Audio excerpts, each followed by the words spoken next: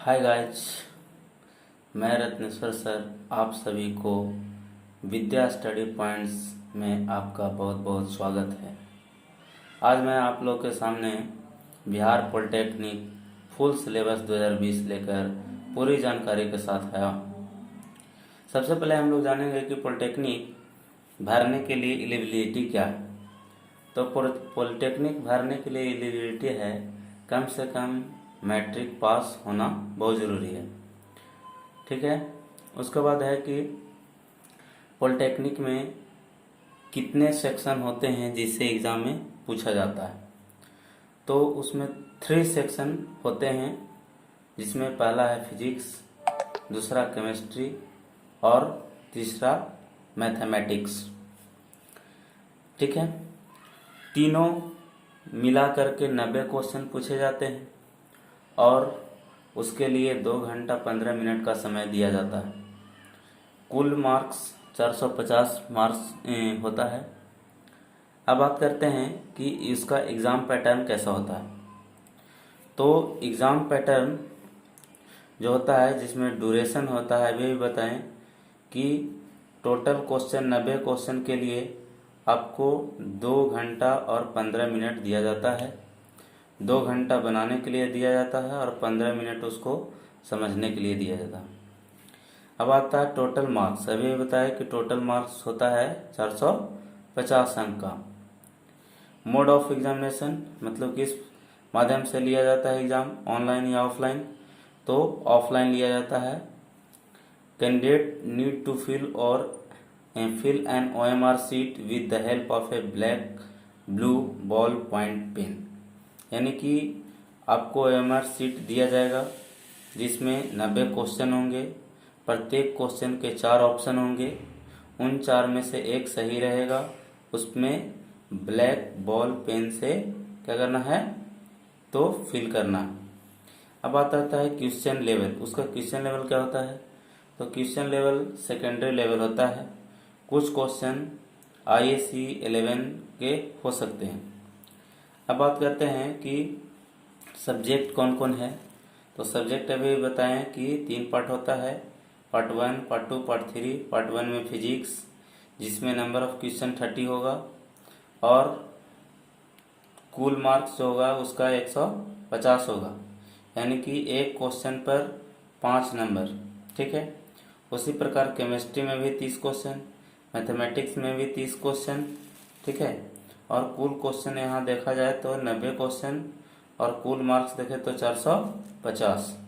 ठीक है।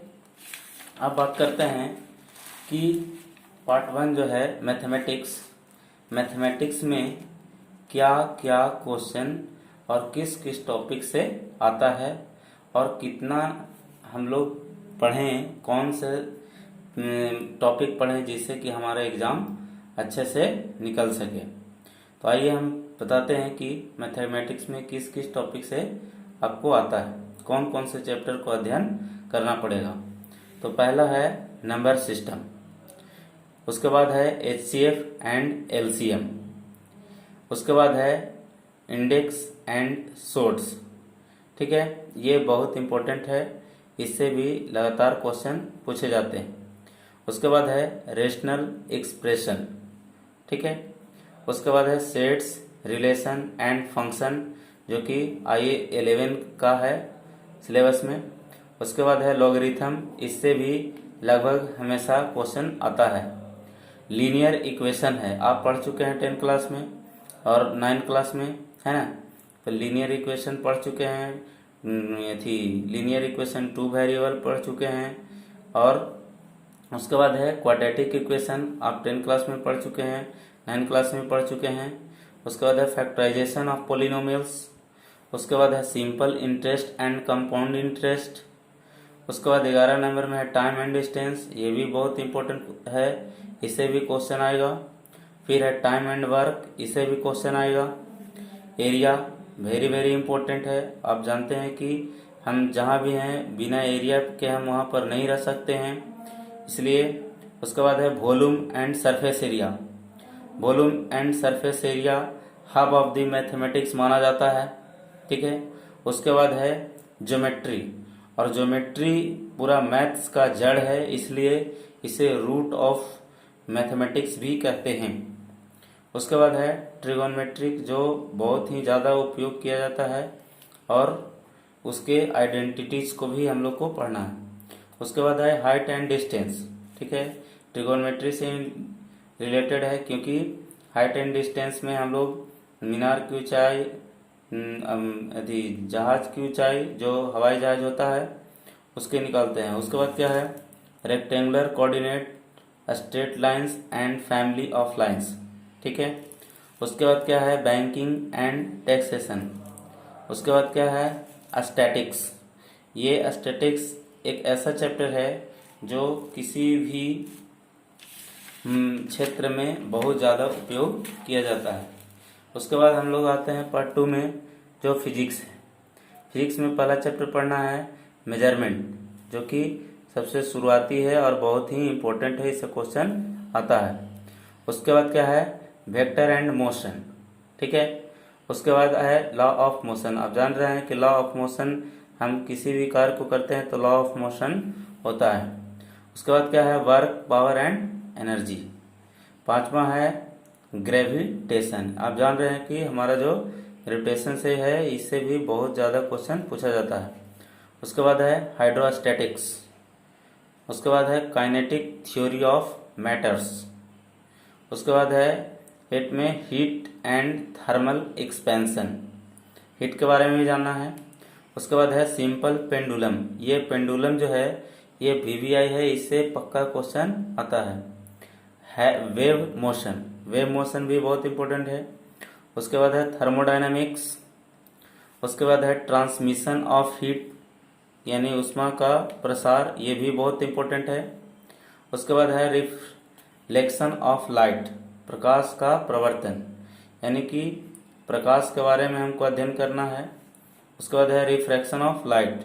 इसमें रिफ्लेक्शन ऑफ लाइट में था क्या कि प्रकाश का मुड़ना था, यहाँ था कि अपवर्तन था, वहाँ प्रवर्तन था, यहाँ पर अपवर्तन। उसके बाद क्या है ऑप्टिकल इंस्ट्रूमेंट, यानी कि कौन कौन से इंस्ट्रूमेंट है जो ऑप्टिकल इंस्ट्रूमेंट होते हैं। उसके बाद क्या है इलेक्ट्रोस्टैटिक। उसके बाद क्या है इलेक्ट्रिक करंट, ये वीवीआई है, इससे भी बहुत से क्वेश्चन आता है। उसके बाद क्या है मैग्नेटिक इफेक्ट ऑफ करंट। और लास्ट है इलेक्ट्रोमैग्नेटिक इंडक्शन। नेक्स्ट हम बात करते हैं पार्ट 3 केमिस्ट्री। केमिस्ट्री में कौन कौन से चैप्टर से आता है, तो पहला चैप्टर जो है एलिमेंट्स, मिक्सचर एंड कंपाउंड्स। उसके बाद है दूसरा law of chemical combination and gas law. ठीक है, उसके बाद क्या है एटॉमिक स्ट्रक्चर। उसके बाद हम लोग को पढ़ना है वैलेंसी, जो कि बहुत ज़्यादा इम्पोर्टेंट है। इससे दे दिया जाएगा कि कोई एलिमेंट दे दिया जाएगा और उसको बोलेगा कि इसका वैलेंसी बताइए। नेक्स्ट है concept of atomic molecular and equivalent. ठीक है, उसके बाद क्या है electrochemistry, acids, base, salt. Acid से कोई एग्जांपल दे सकता है, बेस से दे सकता है, साल्ट से दे सकता है, और इन तीनों में कोई भी दे सकता है। उसके बाद क्या है डिफरेंट केमिकल रिएक्शन। ठीक है, बहुत से केमिकल रिएक्शन होते हैं, उनमें से अलग अलग केमिकल रिएक्शन में से कोई भी एक केमिकल रिएक्शन दे देगा और बोलेगा कि ये सही है या गलत। ठीक है, तो पीरियोडिक क्लासिफिकेशन ऑफ एलिमेंट्स, आपका क्लासिफिकेशन ऑफ एलिमेंट्स दे देगा, जिसमें पीरियोडिक क्लासिफिकेशन बताना है सही से, उसको अध्ययन करना है। उसके बाद है वाटर। उसके बाद है hydrogen, oxygen, nitrogen and chlorine. ठीक है, उसके नेक्स्ट है Kochi ammonia, sulphur dioxide, hydrogen sulphide. उसके बाद क्या है metal, non metals and metallurgy. उसके बाद है 13 में जीरो ग्रुप एलिमेंट्स, जिसको आप अक्रिय गैस कहते हैं। ठीक है, उसके बाद क्या है इम्पोर्टेंट केमिकल कंपाउंड्स। बहुत से केमिकल कंपाउंड्स होते हैं, जिसमें से आपको इम्पोर्टेंट केमिकल कंपाउंड्स एग्जाम में पूछे जाते हैं। नेक्स्ट है फ्यूल्स। फ्यूल्स ईंधन के बारे में आपको जानना है, कितने प्रकार के ईंधन होते हैं, कैसे कैसे होते हैं, कहाँ यूज किया जाता है। उसके बाद है हाइड्रोकार्बन्स। आप जानते हैं कि हाइड्रोजन और कार्बन मिलकर के हाइड्रोकार्बन्स का निर्माण करते हैं। नेक्स्ट है इंडस्ट्रियल केमिस्ट्री। ठीक है, इंडस्ट्रियल केमिस्ट्री में आप जान रहे हैं कि वर्तमान का युग जो है इंडस्ट्री बहुत ज़्यादा पाया जाता है और उसमें केमिकल नॉलेज होना बहुत ज़रूरी है। उसके बाद है कैटालाइसिस। ठीक है, तो ये था बिहार पॉलिटेक्निक का सिलेबस। मुझे पूरा विश्वास है कि आप सभी को सिलेबस अच्छे से समझ में आया होगा और सिलेबस के अकॉर्डिंग ही आप तैयारी करेंगे हमारे साथ। तो आप अगर इस चैनल पर नए हैं तो चैनल को सब्सक्राइब करें, शेयर करें और बेल आइकन को ज़रूर दबाएं ताकि आपका नोटिफिकेशन मिलता रहे।